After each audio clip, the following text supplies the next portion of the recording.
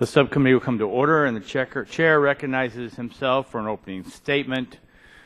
We have a lot of progress to report. For today's markup, we have made some changes to the TSCA Modernization Act draft, but our basic approach remains the same. The focus is still on creating a system by which the EPA can scrutinize chemicals on the market and make science-based decisions about whether they pose an unreasonable risk of injury to human health or the environment. Current law makes the risk determination and the decision about how to regulate, if regulation is warranted, part of the same process. We break this out as two distinct steps. First, the agency will evaluate whether the combination of hazard and exposure warrants any regulation at all. This decision is based on science, not economics. The second step is choosing how to regulate, if regulation is needed. This decision brings in the economic factors, including benefits of the chemical, economic consequences of the rule, whether the rule is cost-effective, and whether alternatives are available. And whatever the rule is, it must allow a reasonable transition period. Once EPA decides on a chemical and on whatever uses for it are known or intended, the decision applies coast to coast. The bill preserves certain state laws that are not in conflict with TSCA and private rights of action in tort or contract law. We added language on user fees that was requested by both EPA and the industry. The concern is fees paid into EPA for a specific purpose are used just for that purpose, and the fees are set at a level that's not higher than necessary to carry out the purpose for which they are paid. The fees will be paid into a special account, which will be audited on a regular basis. There's another important change we must address. Language in the original draft to require that EPA update the inventory of chemicals that is maintained under TSCA Section 8 is deleted. The draft before us now has no language amending Section 8. Many have expressed a desire to make improvements under Section 8 of TSCA. In fact, members on both sides are poised to engage with one another on these concerns. Most of them have two things in common. One, they involve either concerning implementation issues or what appears to be paperwork and reporting requirements that the stakeholders consider unneeded, duplicative, or expensive, bureaucratic red tape. Or two, EPA has authority to fix them all. These all sound like legitimate concerns. For my colleagues interested in fixing certain aspects of Section 8, I encourage them to work in a bipartisan manner as we move to full committee. We can then look to address these concerns through the amendment process with support from both sides of the aisle. And I would just say to my colleagues, we would like these changes to come in a bipartisan manner and brought forward so that we can, like we've done on this process of the full mark. We have come a long way toward TSCA reform in the past few years. Today marks another step in the process, but we still have a long way to go. That said, I am more encouraged now than ever that we can get through this to the finish line. With the continued effort of members from both parties and both chambers, I urge my colleagues to vote yes to move the draft to the full committee for consideration. With that, I yield back the balance of my time, and I recognize the ranking member of the subcommittee, Mr. Tonko, for 5 minutes. Thank you, Chair. And we're here today to mark up a discussion draft that amends the Toxic Substances Control Act. And I want to begin by thanking you, as Chair of the subcommittee, and Chairman Upton for working with both Ranking Member Pallone and myself on this legislation. I would also want to single out some of the most involved individuals in the process, David McCarthy and Jerry Corey, for their work with subcommittee staff, and thank them very much, along with Jackie Cohen, who I know has put forth a great deal of effort from our side with the subcommittee staff. And Chris Sarley, from your personal staff, thank you. And to our personal staff member, Gene Frucci, thank you, Gene, for your outstanding work. This draft represents a lot of hard work and willingness to compromise. The draft reflects the concerns and the input we received from witnesses at our hearings and from the wide array of stakeholders who have an interest, a deep-rooted interest in this law. We have found common ground on many difficult issues. We truly have been partners in this effort, and I appreciate the constructive process that has brought us to this point. Since its enactment in 1976, TSCA has never met the public's expectation that this federal program would ensure that chemicals in the products they use every day are indeed safe. TSCA does not provide the Environmental Protection Agency sufficient authority to act, even in cases where harm is clearly evident. This situation is unacceptable. I think 40 years of a failed policy is time enough. The public deserves a chemical regulatory program that protects public health and the environment. This bill will provide that protection. Industry also needs a better law. Public confidence is essential to the success of any company that wants consumers to buy its products. Ineffective federal policy does not inspire consumer confidence, and the United States chemical industry is in a better position globally if its product claims are backed by a credible federal regulatory system. At the start of our committee's work on this, I knew the subcommittee could produce a bill. I truly believed it. It was less certain whether we could produce a bill that could become a law. This draft before us, puts us on the path to a law. It is a good bill, and I support it. There are a number of important features of this draft that make it a significant improvement over current law and as compared to the bill under consideration in the U.S. Senate. This bill will protect human health and the environment. EPA will evaluate chemicals, and if a risk is identified, the agency has a clear mandate to reduce that risk. That's what should happen. The law should prevent people from being exposed to harmful chemicals that will impact their health.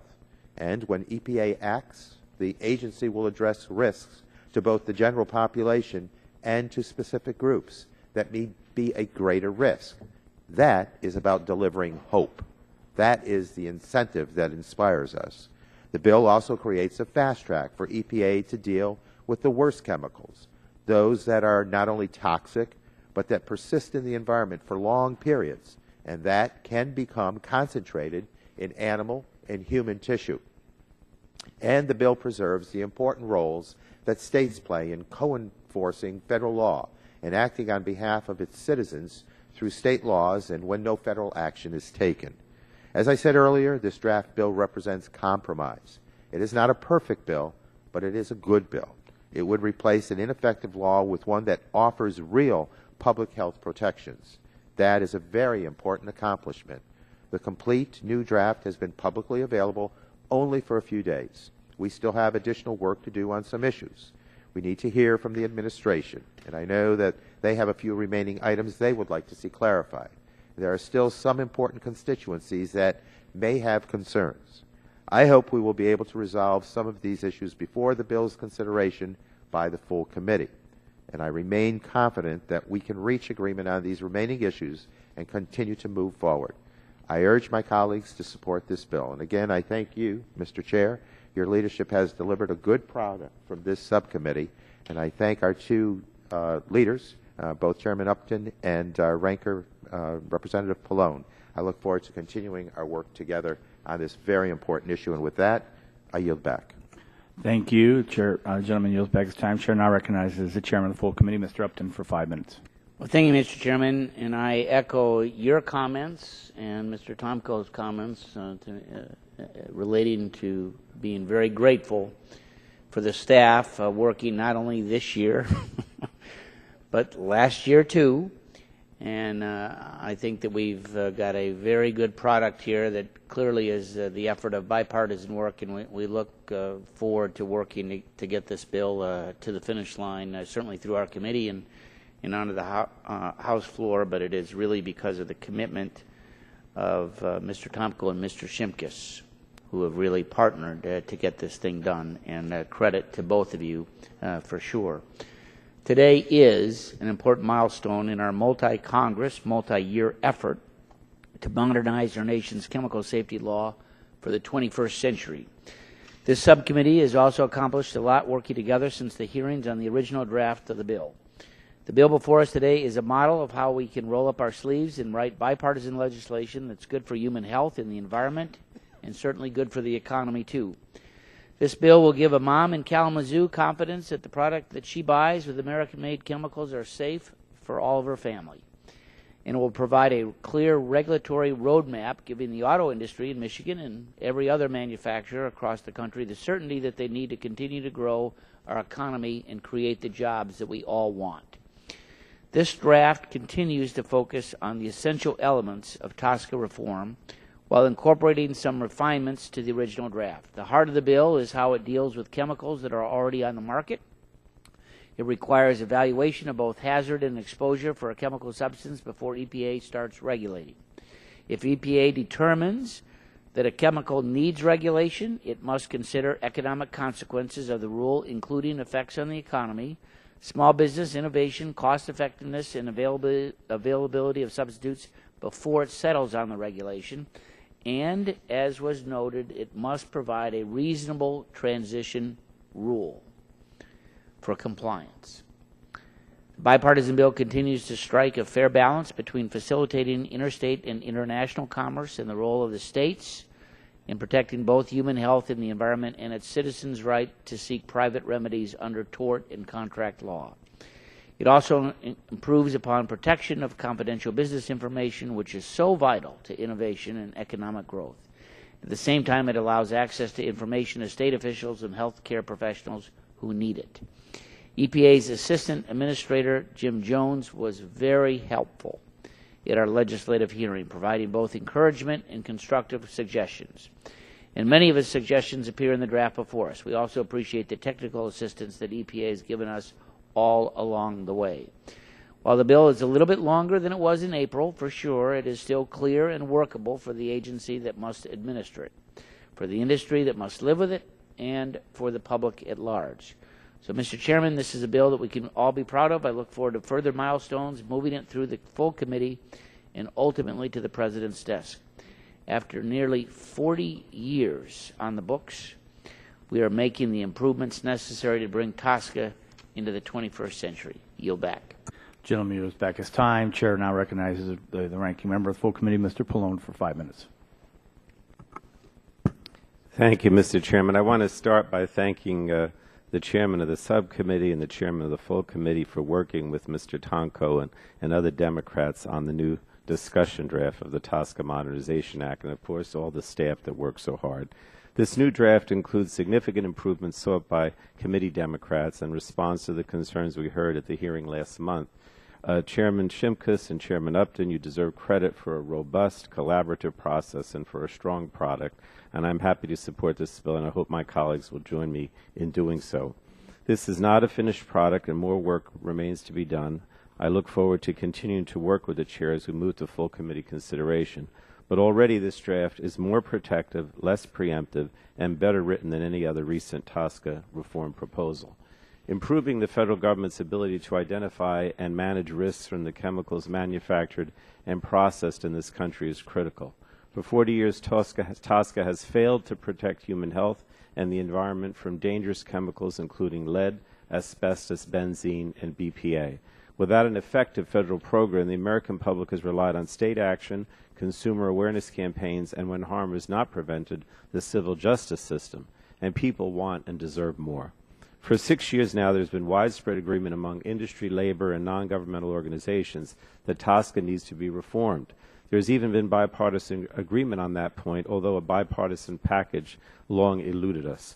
This draft brings us closer to reform than we've ever been before. The risks from toxic chemicals in our environment and the products we use every day are serious and pressing. It's time to act. Although this bill will not be the end of our work to address toxic chemicals, it is a strong beginning and will offer significant protections. Under this draft, EPA will have better tools to get information about potentially dangerous chemicals. They will have more resources to review those chemicals, and they will face fewer obstacles when they move to regulate those chemicals and address risks. The most dangerous chemicals, those that are persistent, bioaccumulative, and toxic, will receive expedited action so that we can start getting those chemicals out of our environment as soon as possible. Decisions about what chemicals need to be regulated will be made without consideration of costs, and risks to vulnerable populations will have to be addressed. The public will have more information about chemical risks because of greater transparency, and with time, EPA will approve chemicals that they know do not present and will not present unreasonable risks, providing consumers with safer choices. The draft also avoids some of the significant concerns that have been raised about past proposals, such as limits on the ability of EPA to regulate articles and limits on the ability of states to be partners in enforcement. The preemption provisions in this draft are even better than the last draft, explicitly preserving state laws for air and water quality and existing state chemical laws. Of course, this is a compromise bill and still just a draft. We're aware of some small technical edits that will be needed, as well as some larger outstanding issues, including the protections for private rights of action. But I have confidence that we will continue to work to ensure that the language is clear and does what it is intended to do. Again, Mr. Chairman, I thank you for working with Democrats on this package. I support this bill because it will empower EPA to identify and manage risks from dangerous chemicals, protecting health and the environment, and preventing harm. And I look forward to advancing this draft and continuing to work as we move to full committee and to the floor. But I really can't thank everyone enough. I don't want to prolong the time here, but I've said to many of you, I remember 6 years ago when the President was first elected and when the EPA administrator had a meeting with some of us, and not everyone was here there because not everybody was here 6 years ago. And Lisa Jackson, who was the administrator from New Jersey, said that if we didn't address this issue, we were missing one of the major environmental concerns and causes for harm that we face in the country. And that was 6 years ago.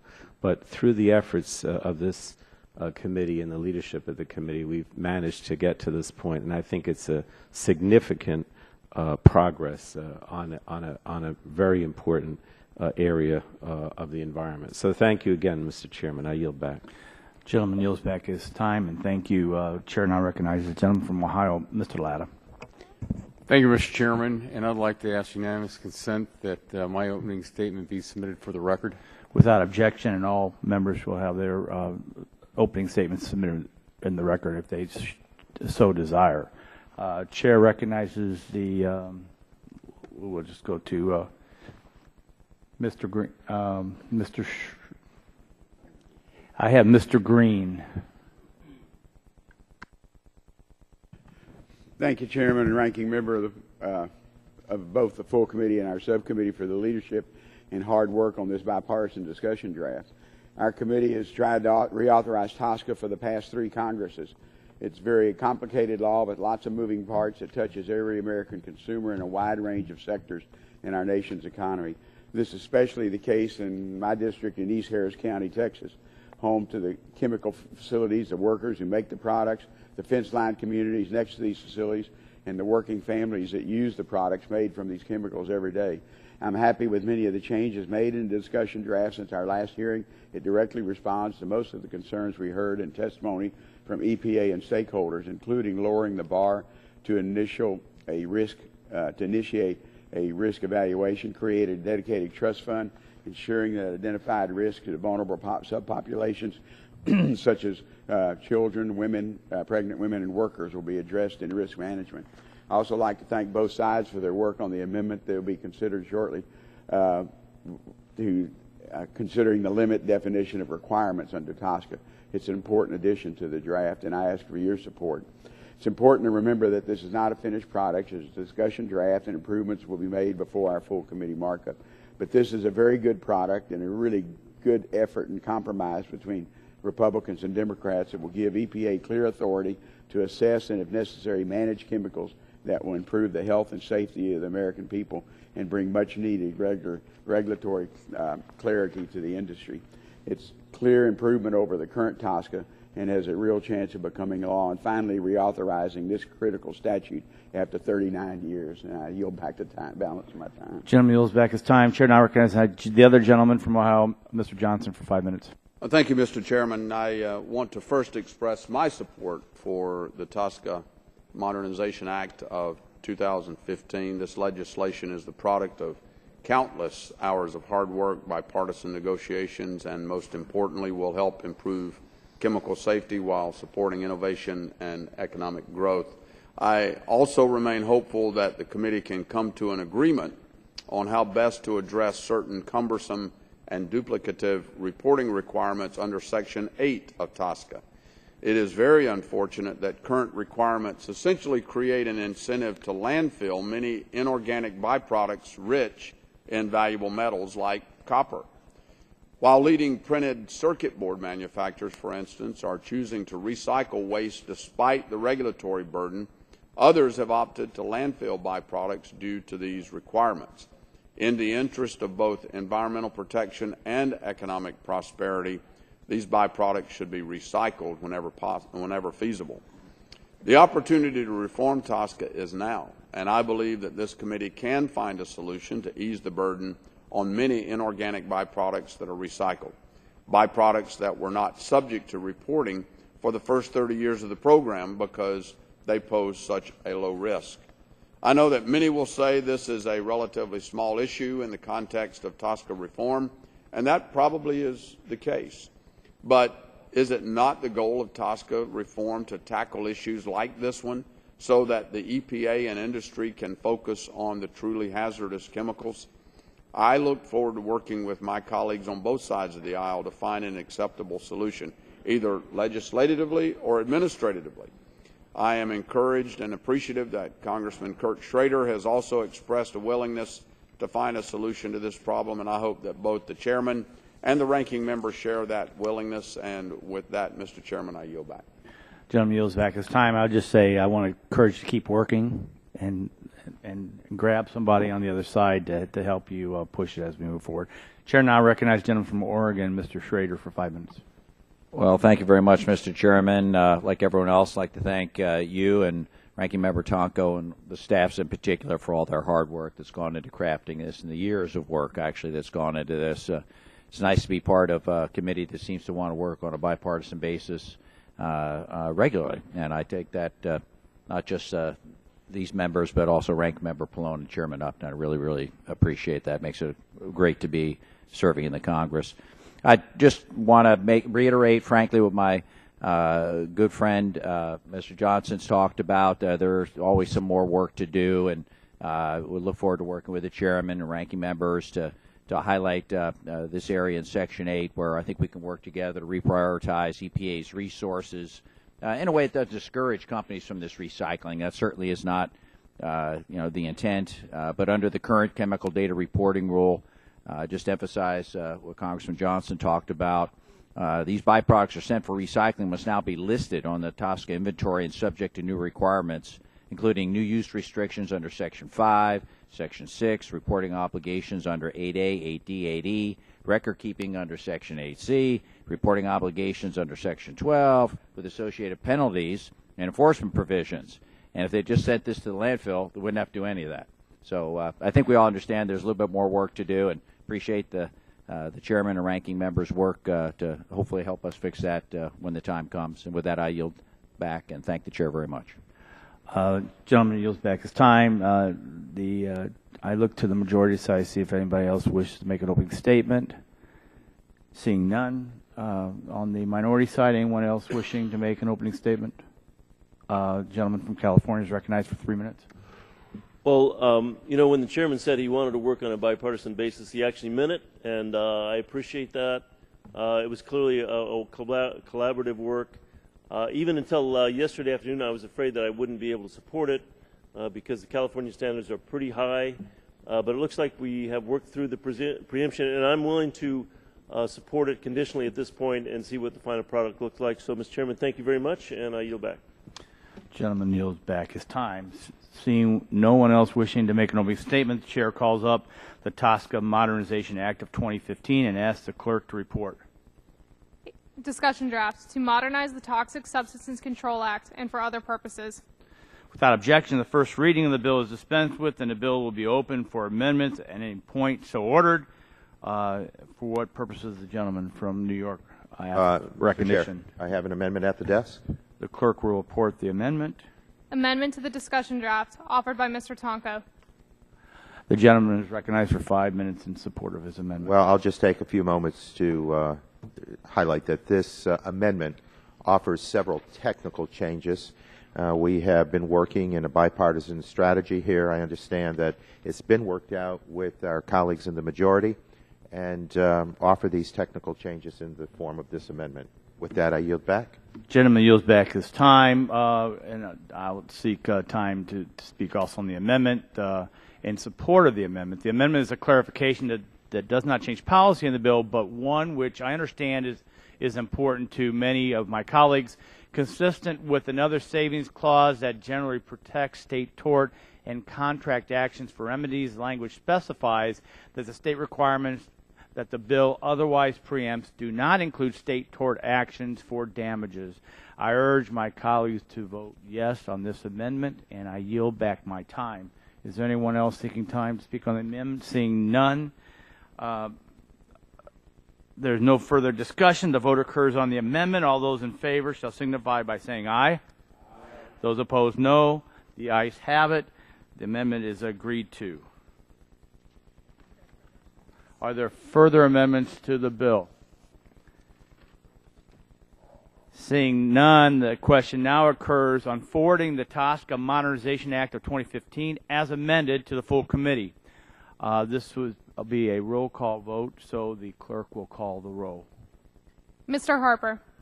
Aye. Mr. Harper votes aye. Mr. Whitfield. Aye. Mr. Whitfield votes aye. Mr. Pitts. Mr. Pitts votes aye. Mr. Murphy. Mr. Lotta.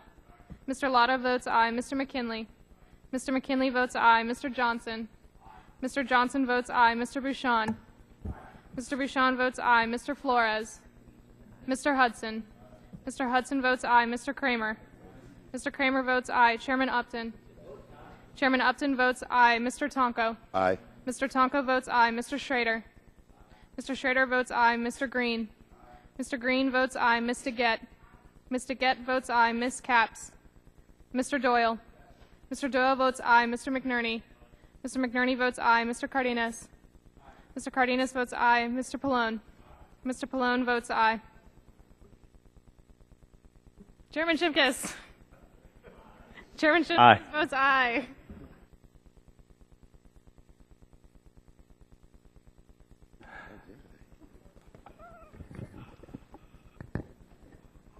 I'm going to ask the clerk to hold. I promised some members, because we went back and forth on a voice versus a roll call, to give them an opportunity to get back. So I will ask her to report once that member returns. So if there's other members who have other things to do, I'm going to wait, if that's okay with the...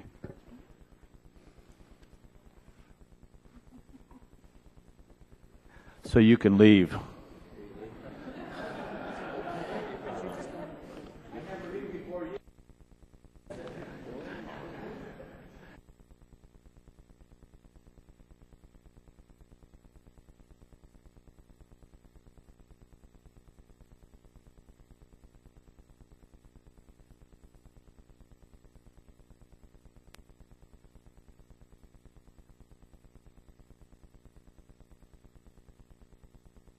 The member's on the subway from Rayburn, so he'll be here in 2 or 3 minutes.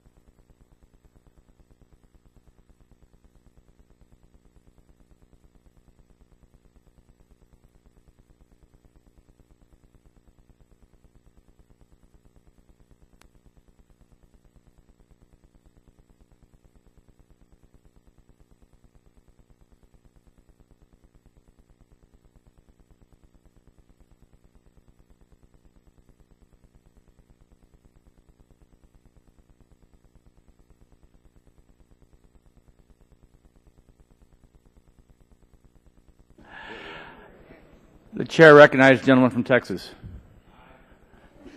Mr. Flores votes aye.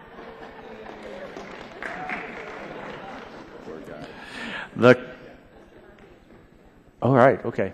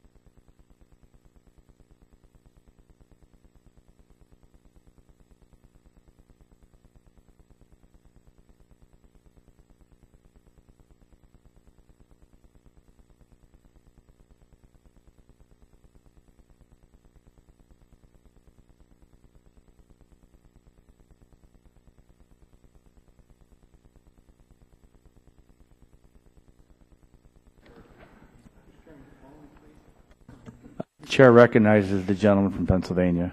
Aye, please. Gentleman votes. Mr. Murphy votes aye.